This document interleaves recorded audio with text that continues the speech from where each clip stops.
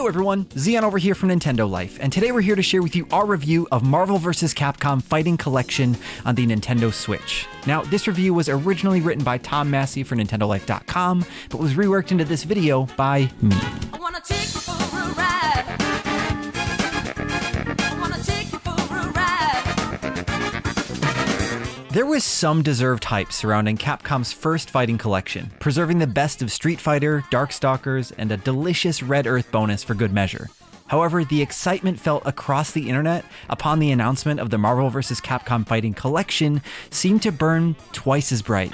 Featuring 7 titles, there's nothing but gold across the board, including Marvel vs. Capcom 2, and all are the arcade, CPS, and Sega Naomi originals. Capcom has packed this collection with bonuses, from beautifully defined CRT filters and music players to original arcade art galleries, region swapping, superb training modes, save states, and 4x3 screen bezels. For online play, Capcom's own rollback netcode is present and working fluidly. Although we can't comment on how it'll hold up when the servers go global, we're optimistic it'll be well maintained. You can hop in and out of matches, take on casual and ranked fights, and spectate freely. It's quite the fighting festival and polished to a shine. Capcom's first foray into the Marvel Universe and the collection's surprise bonus is 1993's The Punisher, a terrific Final Fight style beat 'em up. This marks its first ever true arcade port and allows 2 players to team up online as either Frank Castle or Nick Fury.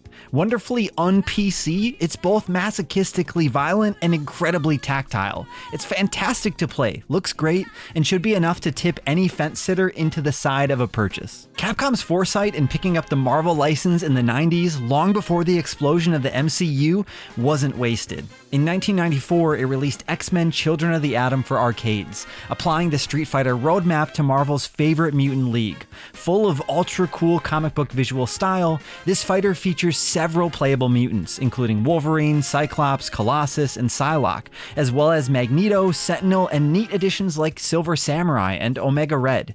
Despite its traditional one-on-one system, it comes with flashy hyper-combo attacks of variable depths and properties, super jumps, and subsequent aerial raves, as well as a limber recovery roll system.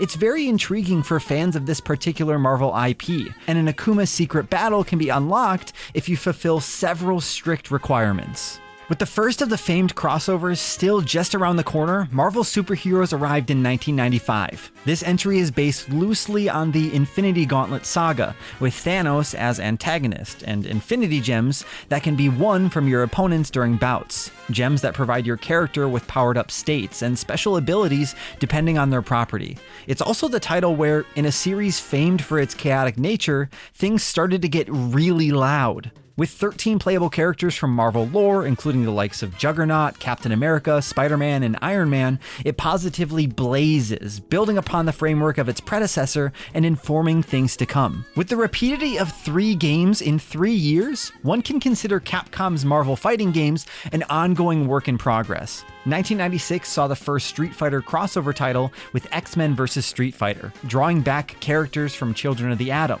New additions like Gambit and Rogue made their debut, pitted against Capcom's finest in Ryu, Ken, Chun-Li, Cammy, M. Bison, and plenty of others. It's also beholden to that infamous screen-dwarfing Apocalypse boss fight, while continuing with existing conventions like the Super Jump, Aerial Rave, and Hyper Combo Gauge-fueled special attacks.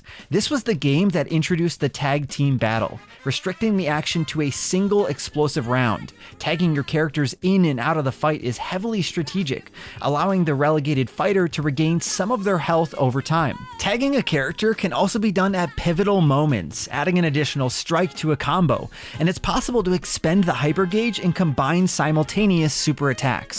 Everything is amped up here, with your regular Street Fighter fireballs pumped up several times their regular volume, also establishing the magic sequence, a flexible combo chain rumored to have been prototyped in the original Darkstalkers. It was here that Capcom cemented the basics for what their Marvel crossovers would continue to feed off, and it remains an incredible 2-player experience. 1997's Marvel Superheroes vs. Street Fighter is much like the previous game, but with assorted Marvel characters rather than just X-Men.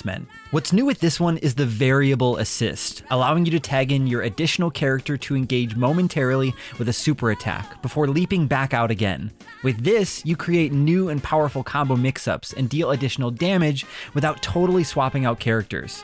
This key function would go on to be a staple of the series. Additionally, the joke character Norimaro, a kind of super nerd pastiche originally created by the Japanese comedian Noritake Kanashi, is here after being removed from earlier localizations of the game due to the rights being owned by Nippon TV.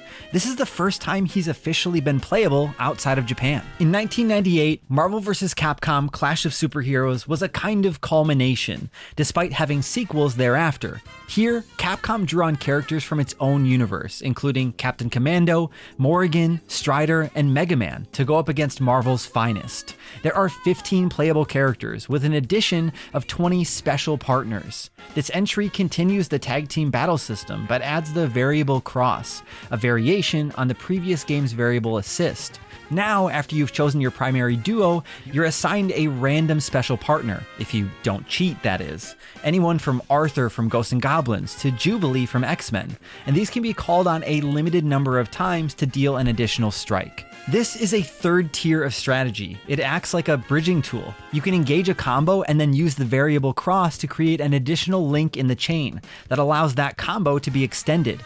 The possibilities balloon, making this particular entry one of the most beloved by combo technicians and fighting game diehards. It looks and sounds beautiful, the cast is wonderful, but above all else, it's strategically deep as the hills. Finally, Marvel vs. Capcom 2 New Age of Heroes was released in 2000, bringing with it a new art style and 3D backgrounds. This was created with Sega's Naomi arcade hardware. It was the last of the 2D sprite-based crossovers, and the one fans have been begging to see on modern consoles more than any other. Here, your tag team now consists of 3 characters from a dizzying roster of 56 fully fledged combatants, ranging from the far-flung corners of Marvel and Capcom universes. This entry brings back the variable assist system for Marvel Superheroes vs. Street Fighter over the variable cross partner assist from the previous game. But with 3 characters, the tagging and sustaining of your team for defense becomes deeper, and each character has 3 optional types of assists: anti-air, capture, and enhance.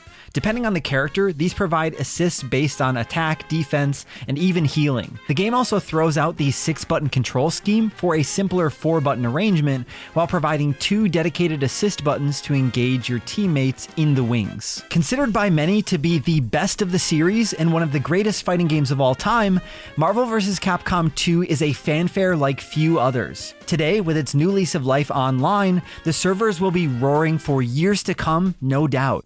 This is a decade of gaming evolution here, including what is arguably the pinnacle of Capcom's fighting game craft. Perfectly preserved and presented, everything is beautifully formed and wonderful to play. Assembled with real clarity in regards to fan expectation, Capcom has thoroughly delivered the goods, from its bundle of bonus features, with years worth of combative nuance to explore, learn, and exact in the online arena. Oh, and the Punisher is pretty awesome too. We here at Nintendo Life give Marvel vs. Capcom Fighting Collection on the Nintendo Switch a 9 out of 10. I personally grew up playing Marvel vs. Capcom 2 with my cousin and also got to play it in the arcades, so I've been looking forward to this ever since it was announced and have been waiting for it for years, just like tons of others out there online, like probably you listening to this. So let us know in the comments down below if you've picked this up yet already, if you're putting it on your wish list, or maybe you've just never played any of these games. Let us know down below. And of course, if you enjoyed this video and you want to see more videos like this, then why don't you attack that subscribe button with a hyper combo finish, but don't break your screen, and then ring that notification bell to be notified whenever we put up new videos. Thank you all so much for watching, and thank you again to Tom Massey for spending so much time with this collection on Switch. I'm Zion from Nintendo Life. Stay safe out there, and we will see you all next time.